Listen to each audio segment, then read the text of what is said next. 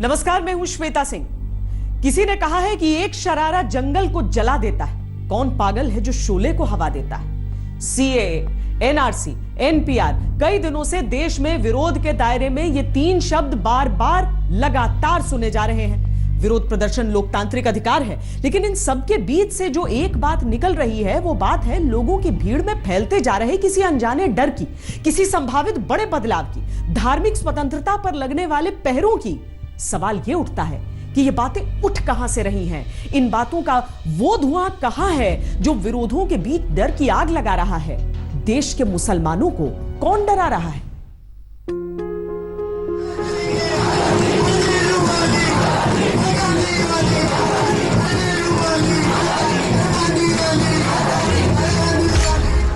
ये आग कहां से आई है? अमित शाह सोच रहा है कि मैं मुसलमानों को मार दूंगा, देश में अकेला रहूंगा, तो हम अकेले रहने नहीं देंगे, दोनों को मार के रहेंगे। अब वो जितना हम दो लोग को सता रहे ना, मुसलमान को जितना सता रहे ना दोनों, उसका हम मार के ही रहेंगे। ये आग कहां तक जाएगी? वो हमें कपड़े भी नहीं पहनने देगा, ना हमें खाना देगा टाइम से, एक ही वक्त देगा, वो भी वो सुबह ही सुबह देगा। फिर जब तक खाना नहीं देगा, जब तक एनआरसी वापस नहीं लेगा, इस खिलाफ हम यहाँ पे आए हैं तो खिलाफ लेके जाएंगे। अफवाह की अंधी आंधी यूं। किस बात को लेकर गुस्सा है? जी ये जो एनआरसी लागू हुआ है। एनआरसी कहाँ लागू हुआ अभी? मतलब जो लागू होने जा रहा है एनआरसी। क्या अभी एनआरसी तो अभी बात ही नहीं हो रही है। एनआरसी कुछ लागू नहीं हुआ अभी। जी बोल रहे हैं जो मुस्लिम लोगों को यहाँ से इंडिया से बाहर निकालने का। किसने बोला? कौन ऐसा बोला कि मुस्लिम लोगों को इंडिया से बाहर? सत्ता वाले बोल रहे हैं। ऐसा कभी नहीं बोला कि भारत के मुसलमानों को किसी ने नहीं बोला कि देश के बाहर निकाल। ये किसने बोला आपको? ये न्यूज मीडिया में दिखाया जा रहा है कि सत्ता वाले कहीं भी किसी ने नहीं बोला। जो मुसलमानों को भगाया जा रहा है, जो बिल है। किसको भगाया गया? अभी तक वो जो बिल चल रहा है। पहला सवाल आपने कहा मुसलमानों को भगा रहे, किसको भगाया? खुला बोल रहे हैं कि जिनका आधार कार्ड या पैन कार्ड जो। कौन बोला ऐसा? कहाँ सुना आपने ऐसा? बिल में। कौन सा बिल में? समाचार में बोल रहे सब कि अगर सीए पहले आ गया अभी और फिर नेशन वाइड एनआरसी होगा तो उसके बाद जो भी लोग एनआरसी में पाए जाएंगे जिनके पास डॉक्यूमेंट नहीं है, सीएए के धारण वो बाहर निकाले जाएंगे। कब तक शोले भड़काएगी? मैंने 10th किया है, मैंने एमए किया है, मेरे पास डॉक्यूमेंट्स है। मेरे पापा मम्मी जो उनके पास डॉक्यूमेंट्स नहीं है, दादा के डॉक्यूमेंट्स नहीं है, वो तो अल्लाह को प्यारे हो गए, तो हमारे पास तो है नहीं, तो हम लोग कहाँ से साबित करेंगे? ये मुसलमानों को नुकसान ये है कि मुसलमानों को अपना देश छोड़ के दूसरे देश में जाना पड़ेगा, मुसलमानों को निकालना पड़ेगा। जो 5 जाति को वहाँ पे जो 5 सिख धर्म और पंजाबी को आरक्षण में ये दिया जाएगा। कहाँ आरक्षण दिया जाएगा? इसका किसका? एनआरसी में जो नंबर दिया जाएगा। एनआरसी तो लागू ही नहीं हुआ भाई। ये वजह वही एनआरसी के लिए ही। सच क्या है ये मालूम किसे? मन के ऐसा नहीं है आपके लिए, आप इसे समझिए और समझने की कोशिश करिए।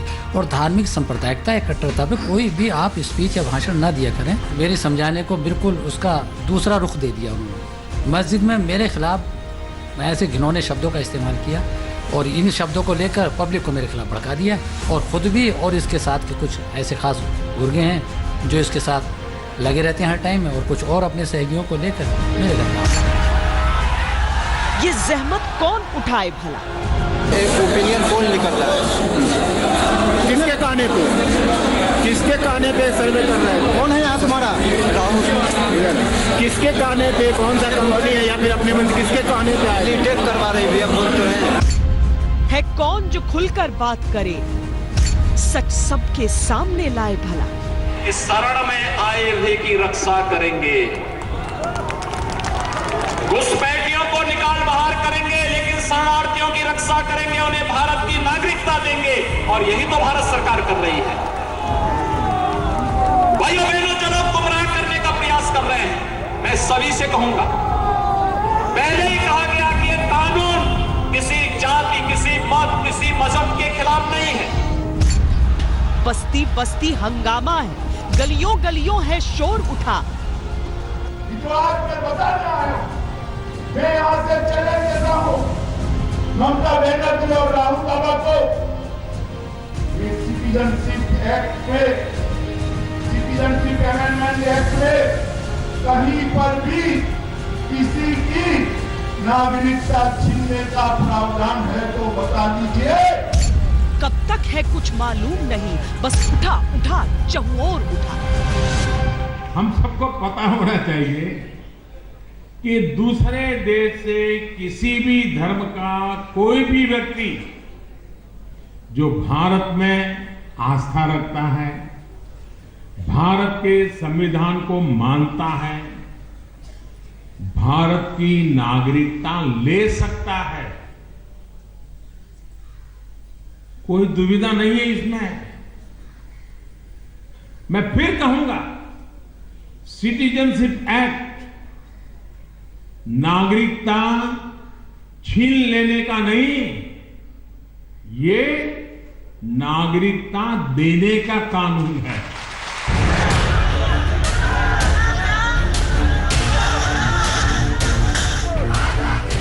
एक कानून बना कुछ विदेशी पीड़ितों को धार्मिक स्वतंत्रता के साथ जीने के लिए हिंदुस्तान की नागरिकता देने का, लेकिन इसे मुसलमानों के खिलाफ मजहबी साजिश का रंग किसने दे दिया?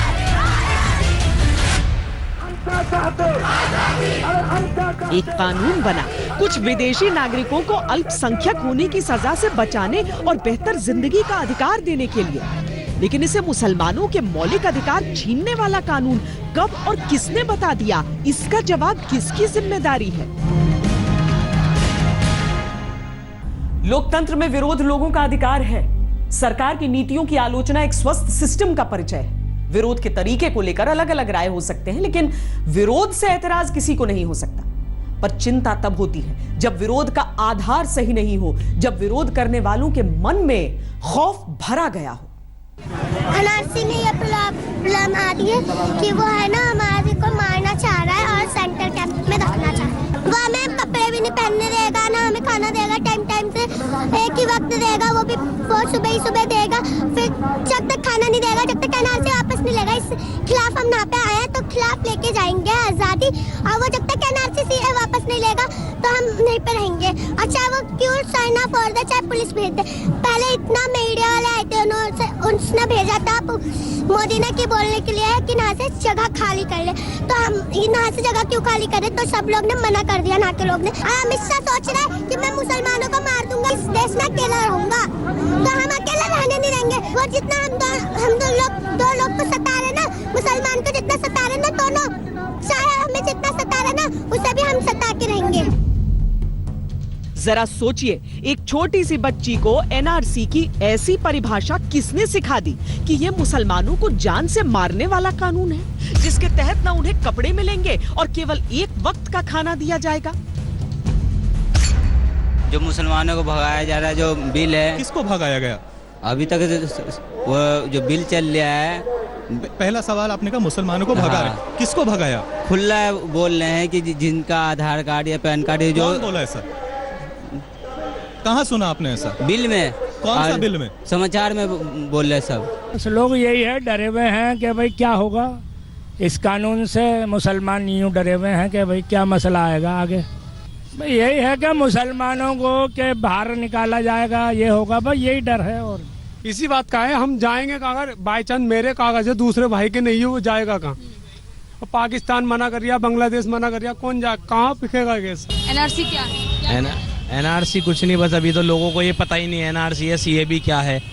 जो बात है, बस लोगों को यही पता है कि बस डर में है। नागरिकता संशोधन क्या है, इससे आप क्या समझ पा रहे हैं? इससे बस यही समझ पा रहे हैं कि लोगों को यहाँ से निकाला जाएगा।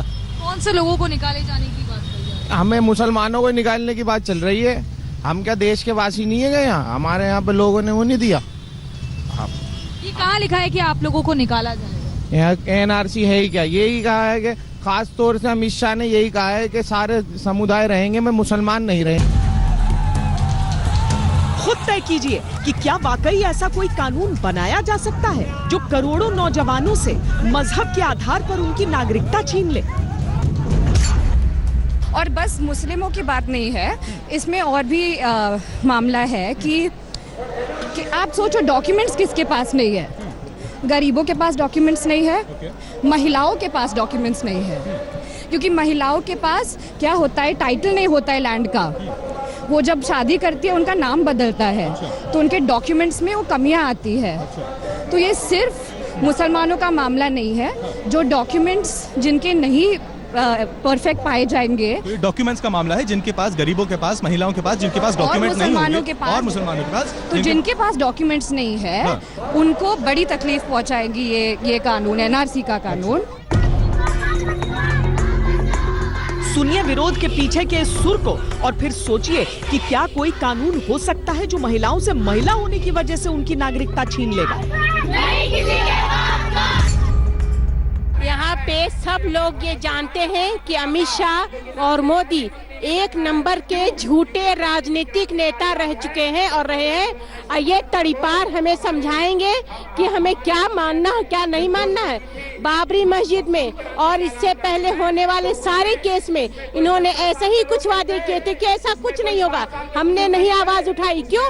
क्योंकि हम जहाँ जाए नमाज बिछा लें हमारी मस्जिद है, हम जहाँ घंटा बजा लें हमारी मंदिर है। लेकिन इन लोग, एक मिनट, और इन लोगों ने जब भी कोई आवाज उठाई हमने कभी कोई पलट के वार नहीं किया। लेकिन जब आज बात संविधान की है और ये संविधान को खखोल रहे हैं और ये बता रहे हैं कि कमजोर था, तो क्या अम्बेडकर पागल थे जो कमजोर बना के गए? कब तक आप लोगों का ये प्रदर्शन चलेगा? जब तक हमारी मांगे पूरी नहीं होगी, हकीकत उनको सामने नहीं आएगी, वो अपनी नागरिकता को खत्म नहीं करेंगे, तब तक हम नहीं छोड़ेंगे। इसलिए क्योंकि उन्होंने ये कहा था कि हम आधार कार्ड नहीं मानते, हम पैन कार्ड नहीं मानते, तो आज वो आधार कार्ड, पैन कार्ड और वोटर आईडी कार्ड के जरिए चुने गए हैं।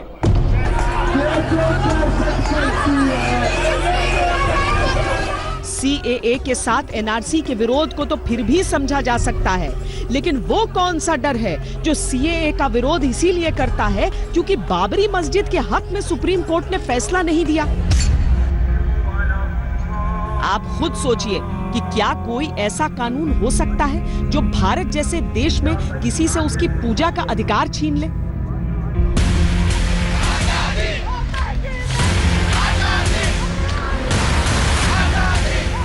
अफवाहों का चक्र बस घूम रहा है। सीएए से एनआरसी, एनआरसी से एनपीआर, एनपीआर से मौलिक अधिकार, मौलिक अधिकार से यूनिवर्सिटी में फीस बढ़ोतरी, फीस बढ़ोतरी से पुलिस का विरोध, पुलिस के विरोध से फ्री कश्मीर, फ्री कश्मीर से संविधान, और संविधान के आगे न जाने क्या क्या, कहां कहां, न जाने कब तक बस घूम रहा है विरोध का चक्र, और घूमता ही जा रहा है। अफवाहों का आलम तो ऐसा रहा है कि नवंबर 2016 में दिल्ली और उत्तर प्रदेश की कुछ खास बस्तियों में यह अफवाह फैला दी गई कि नमक, खाने वाला नमक खत्म हो रहा है। पिछले साल रमजान के समय यह अफवाह फैला दी गई कि जो शरबत मुसलमान इस दौरान चाव से पीते हैं वो शरबत बाजार से गायब कर दी गई है। हकीकत यह थी कि ऐसा कुछ भी नहीं हुआ था। अब बताइए, ऐसे अफवाहों की मंशा समाज में दरार पैदा करना नहीं है तो और क्या है? एनआरसी, सीएए, एनपीआर जो आया है ये ना ही सिर्फ मुसलमानों के खिलाफ नहीं है, ये भी मैं वजाहत करना चाहता हूँ, सब लोग दिमाग में बिठा लीजिए, ये मुस्लिम्स के अगेंस्ट में नहीं है, ये दलित के अगेंस्ट में भी है। ये दूसरी कंट्री से जो परसिक्यूटेड लोग हैं उनको इंडिया में ला के यहाँ पर शरणार्थी की तरह जो गवर्नमेंट जो उनको पनाह देना चाहती है, ये बात गलत है। यहीं पर जो है ना इंडियंस को, मोर पर्टिकुलरली मुस्लिम्स और दलित्स को इंडिया में परसिक्यूट करना चाहते हैं। तो ये जो एनपीआर है, एनआरसी है, सीए है, ये अनकॉन्स्टिट्यूशनल है, ये गैर कानूनी है। ये देश के सर्वोच्च न्यायालय में वकील हैं, लेकिन इनसे ये कौन पूछेगा कि सीएए के किस प्रावधान में ऐसा लिखा है जिसका दावा ये अपने बयान में कर रहे हैं। सोचने की बात यह है कि क्या कोई ऐसा कानून वाकई हो सकता है जो समाज के एक वर्ग को इस तरह अलग थलग कर दे? क्या ऐसी अफवाहें देश को तोड़ने का काम नहीं कर रही? अब एक तस्वीर ये भी जरूर देखिए। इस नौजवान का नाम है प्रिंस सिंह, और प्रिंस अफवाहों से उपजे खौफ का शिकार बन गए। प्रिंस दरभंगा के एक इलाके में किसी निजी संस्था के सर्वे के लिए सैंपल कलेक्ट करने के लिए गए थे। भीड़ ने इन्हें इसीलिए बुरी तरह पीटा क्योंकि भीड़ को ऐसा लगा वो सीएए और एनआरसी के लिए लोगों का डेटा कलेक्ट करने के लिए गए हैं। और इस भीड़ को बरगलाने वाले नेताओं ने तो इन्हें यही कहा था कि डेटा मांगने आए तो देना नहीं। आरएसएस के आदमी है, सिंह और जितेंद्र नाम अपने वालिद का नाम, पिता का नाम बता रहे हैं, और ये कह रहे हैं कि हमारी पूरी टीम है, हम टीम के साथ आए हैं, हमारी टीम अनावश्यक रूप से कोई काम कंपनी का लेकर के आया है। उसमें लोगों को शक हुआ कि बोला कि हम सर्वे कर रहे हैं, इसीलिए क्या कहलाता है कि इस मोहल्ले के लोग 2-4 को थे भाई, प्रशासन को बुलवा करके हैंड ओवर कर दिया है। क्या सर्वे कर रहे हैं? जैसे कि यहाँ जो विधायक अच्छा काम कर रहे हैं कि नहीं, वही एक ओपिनियन पोल निकल रहा है। किसके कहने पे सर्वे कर रहा है? कौन है यहाँ तुम्हारा? राहुल। किसके कहने पे, कौन सा कंपनी है या फिर अपने मन से किसके कहने पे आए? टेक करवा रहे हैं, बोलते हैं। पुलिस के हस्तक्षेप से जैसे तैसे प्रिंस की जान तो बच गई, लेकिन ये तस्वीरें अलार्म है इस बात की कि अफवाहों के आधार पर पनप रहा डर देश के सामाजिक ढांचे को नुकसान पहुंचा रहा है। उम्र के इस पड़ाव पर इदरीश ये सोच रहे हैं कि क्या इन्हें अभिव्यक्ति की आजादी नहीं? उनका कसूर क्या था कि उनके समाज ने उनका पूरे परिवार सहित सामाजिक बहिष्कार कर दिया? हम सब यहाँ के निवासी हैं, हमारे लिए कोई समस्या नहीं है। हमारा राष्ट्र है, हमारा देश है, हम यहीं जिए हैं, पैदा हुए हैं, यहीं मरेंगे। आपको कोई समस्या नहीं आएगी, कोई प्रॉब्लम नहीं आएगी। आपके पास प्रूफ है, कोई बात नहीं है। इमाम साहब यही उकसा रहे थे कि भाई हमारे खिलाफ है और हमें यहाँ से निकाल दिया जाएगा, और ये दूसरों के लिए नहीं, ये तो एक बहाना करती है सरकार। मैंने कहा ऐसा नहीं है आपके लिए, आप इसे समझिए और समझने की कोशिश कीजिए। धारा 370 हटने से पहले जिस तरह की सुगबुगाहट थी, उसे आज देखिए तो आपको समझ आएगा लोगों को भड़काना कितना आसान होता है। लोगों के बीच उस समय ऐसी अफवाहें थी कि सरकार कश्मीर के लोगों को जान से मारने की तैयारी कर रही है, उनकी धार्मिक आजादी खत्म करने की तैयारी कर रही है, उनके आशियाने उजाड़ने की तैयारी कर रही है। ऐसा हुआ क्या? संविधान की एक अस्थायी धारा को खत्म किया गया। क्या वहां के लोगों पर इसका धार्मिक असर पड़ा? नहीं।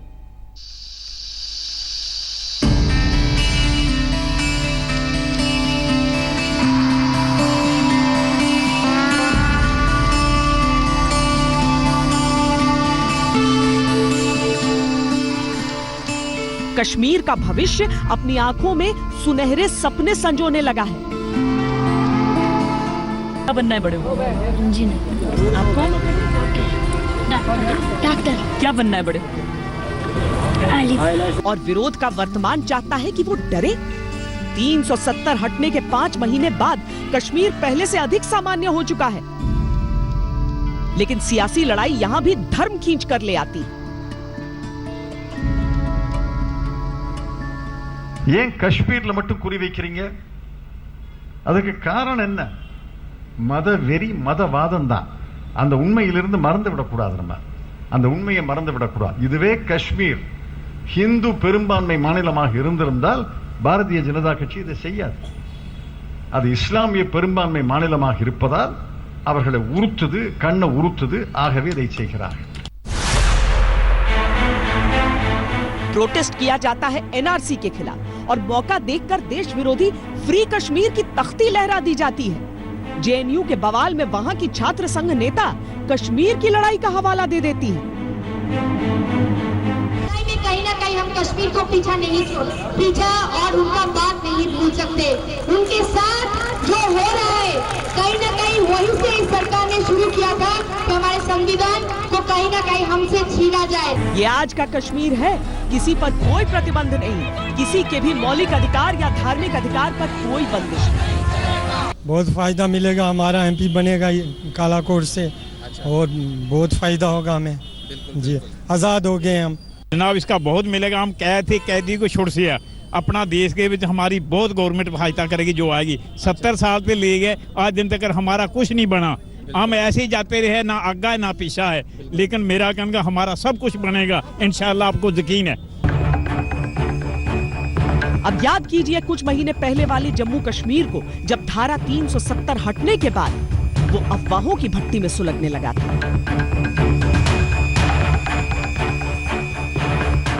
अंग है, हाँ। हम ये अंग है, वो है, ये है, फिर कहाँ है अंग? Very exact point. कहाँ है? हाँ। जिसको ये कहते हैं ये टूट अंग है, अभिन्न अंग है, बिल्कुल सही बात कर रहे हैं। जिगर है, दिल है कहाँ? ये कहने की बात और करने की बात है। हमें बताए ना, बात है क्या? यहाँ पे टूरिस्ट है सब भाग गए, यात्री से हमारे यात्री सब भाग गए। एक महीना हो गया, स्टूडेंट्स भाग रहे हैं, एनआईटी वाले भाग रहे हैं, सब कुछ। अब देखो इनके बच्चे की हालत क्या है। राजनीतिक जिम्मेदारियां भी अफवाहों के दायरे में बार बार आई। There are reports of people dying in Jammu and Kashmir, so we stopped our deliberation on the Congress president issue, and we had a presentation on what was going on in Jammu and Kashmir. अब बात तो यहाँ तक फैलाई गई कि भारतीय सेना घरों में घुसकर बच्चों को निकाल कर कहीं भेज रही है।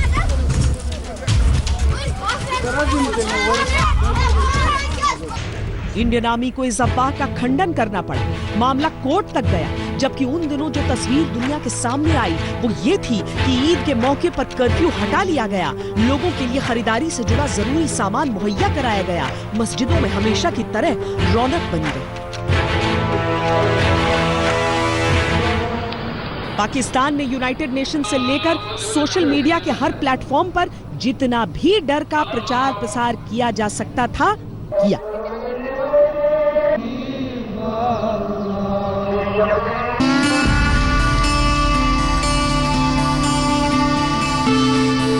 लेकिन झूठ के पांव नहीं होते।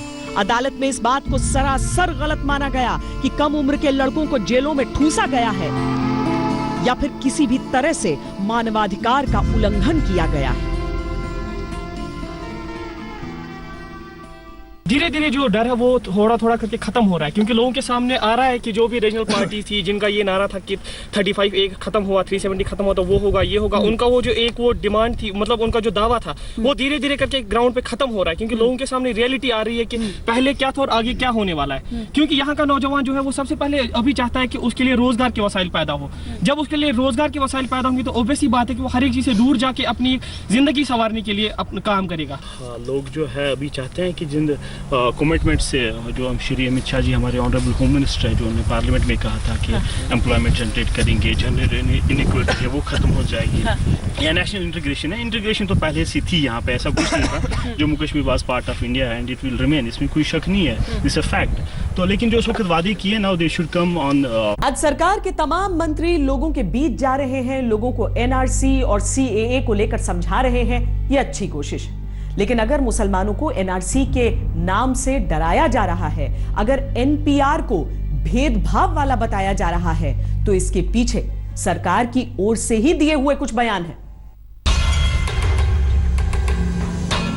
हम इस पर बिल्कुल साफ है कि इस देश में एनआरसी होकर रहे। मेरी सरकार आने के बाद 2014 से आज तक एनआरसी शब्द पर कोई चर्चा नहीं हुई, कोई बात नहीं हुई। चाहे एनआरसी हो चाहे एनपीआर हो, ये हिंदुस्तान के गरीब लोगों पर एक टैक्स है। आप नोटबंदी को समझिए, नोटबंदी हिंदुस्तान के गरीब लोगों पर एक टैक्स है। समाजवादी पार्टी इस कानून का विरोध करती है। जिस तरीके से भेदभाव के साथ और संविधान की धज्जियां उड़ा रही भारतीय जनता पार्टी, लोकसभा राज्यसभा में तो समाजवादी पार्टी ने अपना पक्ष रखा ही है, वहीं इस काले कानून के खिलाफ हैं। हमारा लोकतंत्र धर्म के आधार पर कभी भी भेदभाव नहीं करता। সারা ভারতবর্ষে একটা গণভোট হয়ে যাক, আপনি করবেন না, ইউনাইটেড নেশনস করবে। बच्चों का एनआरसी लगा रहा है, उसकी वजह से अपने हक के लिए जा रहे हैं मुसलमान भाई सारे जितने भी हैं।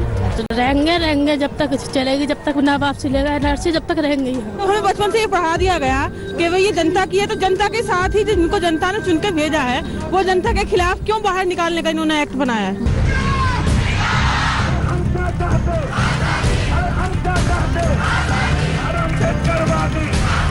डर है तो विरोध है, और विरोध है तो उसके पीछे की वजहों में लोगों के बीच फैला कंफ्यूजन भी है। सीएए के विरोध में सवाल सरकार पर मंशा का है, तो उसका एक कारण सरकार के बयानों में दिखने वाला अंतर भी रहा।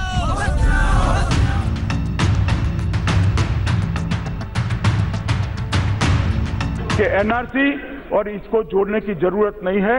एनआरसी करेंगे तब स्पष्टता के साथ इसी प्रकार से इसी सदन में एक भी शब्द छोड़े बगैर मैं सबको इसकी भी जानकारी दूंगा। इसमें मुझे कोई तकलीफ नहीं है, मगर मानकर चलिए एनआरसी आने वाला है, एनआरसी बढ़ सकता है। सिटीजनशिप अमेंडमेंट बिल पर बहस के दौरान संसद में जब गृह मंत्री अमित शाह ने नागरिकता संशोधन के साथ एनआरसी का जिक्र किया तो विपक्ष को हथियार मिल गया। सीएए को एनआरसी की प्रक्रिया का पहला कदम बताकर विपक्ष ने सरकार को आड़े हाथों लिया। कंफ्यूजन यहीं से शुरू हुआ। मैं खुलेआम स्वीकारता हूं कि मैं और मेरा पिता माता सारे बांग्लादेश में थे। तो बांग्लादेश में जब थे तो यहाँ जब आए कागजात तो सारे सबके पास नहीं था, क्योंकि इतने सालों से हम यहाँ रहते हैं आजादी का समय से। ये हमारा देश है, हमारा मुल्क है, तो कागजात रहने की कोई मतलब हम नहीं समझते थे। तो इसलिए एक मिनट तो इसलिए अगर अभी कोई कह दे कि आप घुसपैठिया है तो मैं घुसपैठिया बन जाऊंगी, क्या करें? न करिए कि एनपीआर और एनआरसी के बीच में कोई संबंध ही नहीं है। क्या इसमें ये संडे को प्राइम मिनिस्टर ने जो भाषण किया उसके पहले 31/7/2019 को इसका नोटिफिकेशन निकला। इसका मतलब है कि कैबिनेट के हमारी फाइल का निर्णय वगैरह तो 6ठे महीने में हो चुके थे। केरला और वेस्ट बंगाल ने तो मना कर दिया, अब क्या अगर और राज्यों में होगा तो? नहीं, हम संवाद करेंगे, समझाएंगे सबको। कंफ्यूजन को दूर करने के लिए प्रधानमंत्री ने रामलीला मैदान में खुद मोर्चा संभाला।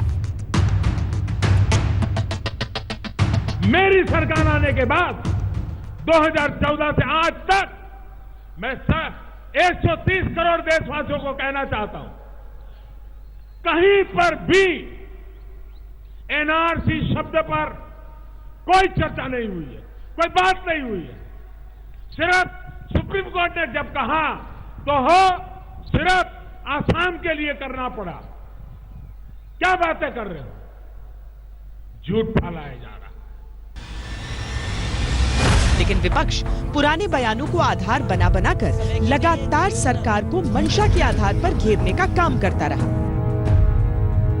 एक तो ये एनआरसी में साबित करने के लिए सिर्फ उस व्यक्ति पर ही जिम्मेदारी नहीं ठोकनी चाहिए, तुम साबित करो, सरकार को भी साबित करना चाहिए। The onus should not be on person, the onus should lie on the government also. Article 14 fail का होता है, जहां पर मजहब आ जाता है, रीजनेबल क्लास वहां पर फेल हो जाता है। आप एनआरसी आसाम के 5,40,000 बंगाली हिंदुओं के लिए आप यह कानून बना रहे हैं, और जब एनआरसी हो जाएगा, अगर अमित शाह साहब का नाम नहीं आएगा और उन्हीं के पार्टी के किसी एक मुसलमान का नाम नहीं आएगा, तो सीएबी के जरिए अमित शाह का नाम आ जाएगा, मुसलमान का नाम नहीं आएगा। यह इनकी साजिश है कि स्टेटलेस बनाना मुसलमानों को। प्रधानमंत्री नरेंद्र मोदी के स्पष्टीकरण के बाद ये कंफ्यूजन खत्म हो जाना चाहिए था, लेकिन ऐसा हुआ नहीं। कंफ्यूजन के साथ डरने और डराने का जो सिलसिला शुरू हुआ, समझ नहीं आ रहा, मैं भी कंफ्यूज हूँ भाई। तो उसमें विपक्षी राजनीति के अलावा अलग अलग खेल के खिलाड़ी भी मैदान में कूद पड़े।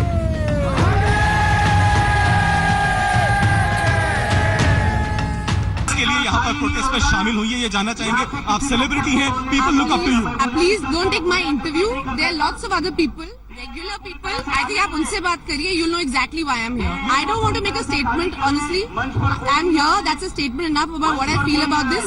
point in this bill that you don't like? What is the point in that? Sir, I don't want to discuss details right now, scream on top of my voice and talk to you. I'll talk about this in more detail with somebody else. Amit Shah का कहना है कि जो लोग India में रह रहे हैं उनको तकलीफ नहीं होगी, चाहे वो कोई भी कास्ट हो। बिल्कुल सर। तो फिर प्रोटेस्ट किस बात का? तो फिर सर आप घर चले जाइए, आप क्यों आके खबर? जब आपके घर में आएंगे एनपीआर के विरोध ने विस्तार लिया तो बड़े बड़े जिम्मेदार नागरिक लोगों को गैर जिम्मेदार बनने की नसीहत देने लगे। जब आपके घर में आएंगे एनपीआर के, जब आपको अपना नाम पूछेंगे, आपको दूसरा नाम दे दो, हम लोग 5 नाम तय करते हैं, रंगा बिल्ला या कुंफू रखते हैं, 7 रेस कोर्स रोड एड्रेस दे दो और एक फोन नंबर तय कर लेते हैं हम।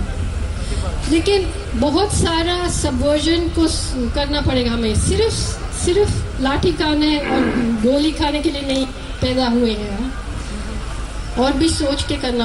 अफवाहों का माहौल हमने आपको दिखाया, लेकिन अब आपको हम वो सारे नियम भी दिखाते हैं जिनके बारे में आपको जरूर जानना चाहिए। आपको पता होना चाहिए कि आपके साथ क्या सचमुच में भेदभाव हो रहा है या फिर आपको केवल बरगलाया जा रहा है, ताकि अगर आप विरोध का परचम थामे तो तथ्यों के आधार पर, झूठ के आधार पर नहीं। अफगानिस्तान, बांग्लादेश या पाकिस्तान के प्रताड़ित हिंदू, सिख, ईसाई, जैन, पारसी और बौद्ध शरणार्थी एक प्रक्रिया के बाद भारत की नागरिकता के लिए आवेदन कर सकते हैं। इसके लिए वो लोग ही सक्षम होंगे जो 31 दिसंबर 2014 से पहले भारत आए और 5 साल से देश में रह रहे हैं। इन धर्म से ताल्लुक रखने वाले शरणार्थियों को दस्तावेजों की आवश्यकता नहीं होगी। स्पष्ट है कि किसी भी रूप में ये भारतीय नागरिकों या उनके धर्म से संबंधित नहीं है और न ही इसे सीधे तौर पर एनआरसी या एनपीआर से जोड़कर देखा जा सकता है।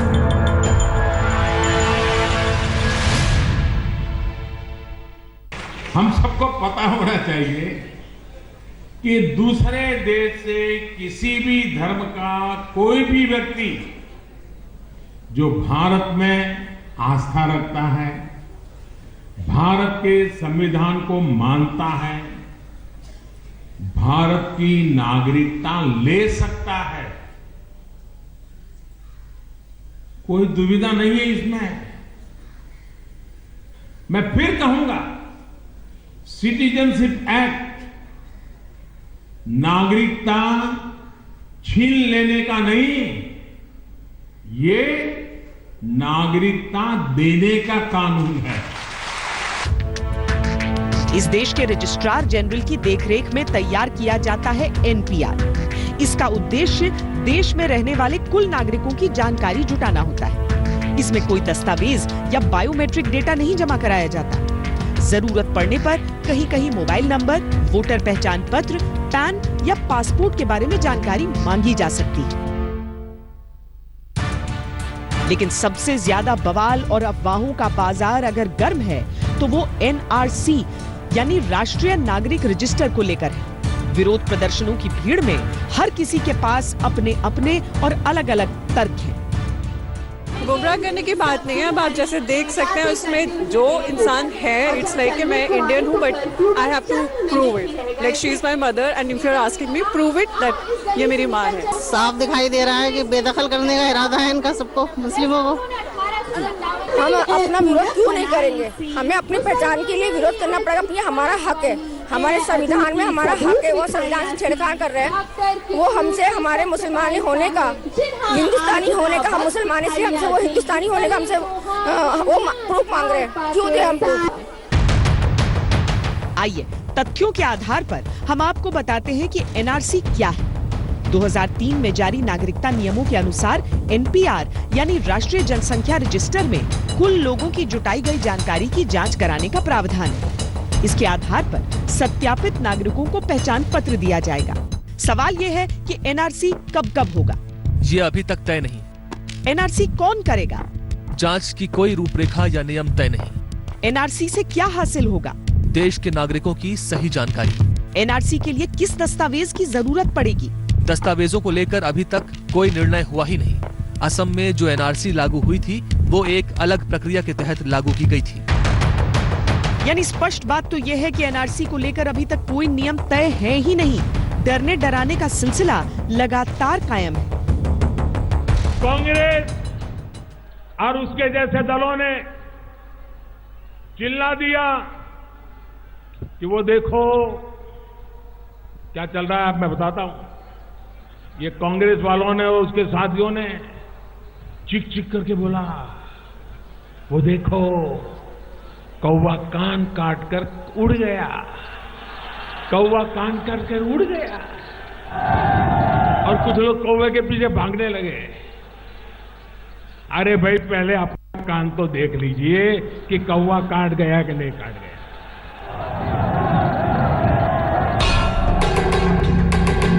सीएए और एनआरसी को लेकर डरने डराने के सिलसिले में एक बात जो बार बार उठती है वो है डिटेंशन सेंटर्स की।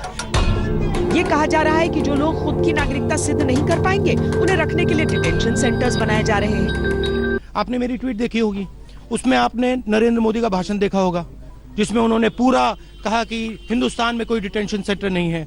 उसके बाद आपने डिटेंशन सेंटर की वीडियो देखी होगी, तो आप डिसाइड कर लीजिए झूठ कौन बोल रहा है। Thank you.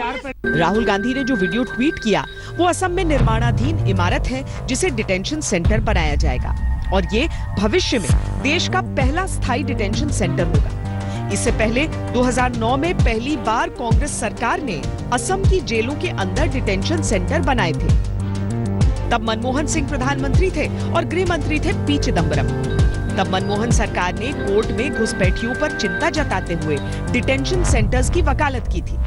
कांग्रेस सरकार ने फॉरेनर्स एक्ट 1946 के सेक्शन 3(2) और फॉरेनर्स ऑर्डर 1948 के पैरा 11(2) के तहत सभी राज्यों को डिटेंशन सेंटर बनाने का अधिकार दिया था। 2012 में कांग्रेस सरकार ने कोकराझार, गोलपाड़ा और सिलचर की जेलों के अंदर डिटेंशन सेंटर्स बनाए थे। बाद में डिब्रूगढ़, जोरहाट और तेजपुर में 3 और सेंटर बनाए गए। वो कंटिन्यूअस प्रोसेस है। इस देश में ऐसा नहीं है कि कोई भी नागरिक, दुनिया में से कोई भी आदमी घुस कर रह सकता है। इस देश का एक कानून है। अगर एक नागरिक पकड़ा जाता है, कोई भी देश का है, यूरोपियन देश का है, जिसको वहां जाने की परमिशन नहीं है, यहाँ रहने की परमिशन नहीं है, वीजा नहीं है, पासपोर्ट नहीं है, तो उसको पकड़कर डिटेंशन सेंटर में रखा जाता है। बाद में इसको वापस भेजने की प्रक्रिया होती है, डिपोर्ट की प्रक्रिया होती है। ये डिटेंशन सेंटर और एनआरसी का कोई लेन देन नहीं है। डिटेंशन सेंटर में रेफ्यूजीज को नहीं रखा जाएगा, इलीगल माइग्रेंट्स को रखा जाएगा। क्या ये कहने की ये जो अभी डिटेंशन सेंटर चर्चा में आया है वो वही है। क्या है? इलीगल माइग्रेंट जो कहीं पर भी पकड़े, उसको रखे कहाँ? जेल में नहीं रख सकते। फिलहाल देश के अंदर कोई स्थायी डिटेंशन सेंटर नहीं है। डिटेंशन कैंप का डर, हिंदुस्तान के हिंदू राष्ट्र बन जाने का डर, मुसलमानों को भारत से निकाल बाहर करने का डर और अब एनआरसी के दलित विरोधी होने का दावा। आइए आपको बताते हैं राजनीति अब इस एंगल पर आगे कैसे बढ़ रही है। के लोग भारत को एक संपूर्ण। सीएए और एनआरसी पर बहस और विरोध के बीच विपक्ष ने अपनी जमीन तलाशी है। इस बार बयानों के दायरे में दलितों का हित भी है। अफवाहों की सुलगती भट्टी में जिसका जैसा दांव लग रहा है वो अपनी अपनी विचारधारा या राजनीति की रोटियां सेंक रहा है।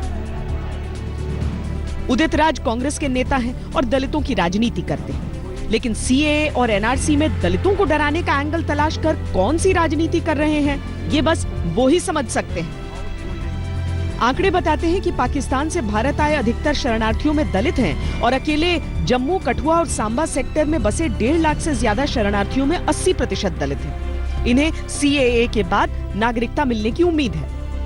मैं हैरान हूं, कुछ दलित नेता भी बिना समझे इसमें घुस गए। मेरी बात सुनेंगे तो समझेंगे। उनको मालूम होना चाहिए कि पाकिस्तान से जो अधिकतर जो हमारे शरणार्थी आए हैं वो मेरे दलित भाई बहन हैं, दलित परिवार के हैं। भाइयों बहनों, ये वो दलित परिवार है जिनको पाकिस्तान में बंधुआ मजदूर बनाकर रखा गया था। सीएए से अलग नागरिकता संशोधन कानून हो या नागरिकता रजिस्टर, इसमें कहीं भी जाति या सामाजिक पहचान के तौर पर किसी नियम का उल्लेख नहीं है। लेकिन सियासत मूल्यों के रास्तों से अलग संभावनाओं की गलियों में घुसकर चलती है। मोदी जी के चश्मे से एनआरसी से फायदा हो रहा है। 56% दलितों में एक जमीन नहीं है। आपने असम में आधार कार्ड को इंफॉर्मेशन का सूत्र नहीं माना, पहचान पत्र को नहीं माना, वोटर कार्ड उसको लाइसेंस को नहीं माना। आपने कहा जमीन के कागज दिखाओ। मैं दलित वर्ग से आता हूँ, 56% दलितों में एक गज जमीन नहीं है। वो कहाँ जाएंगे? कहाँ जाएंगे? उनके साथ क्या होगा? उनके अधिकार छीने जाएंगे। उनका जिम्मेदार कौन होगा? उनको जान माल की हानि होगी, उसको कौन वो करेगा? उनकी संपत्तियां फ्रीज करे गवर्नमेंट, उसका जिम्मेदार कौन होगा? सबसे बड़ा नुकसान इस देश के दलितों को और आदिवासियों को, पिछड़ों को होगा, जिन्होंने जहां इंडस्ट्री देने बाद जमीनें बेच दी।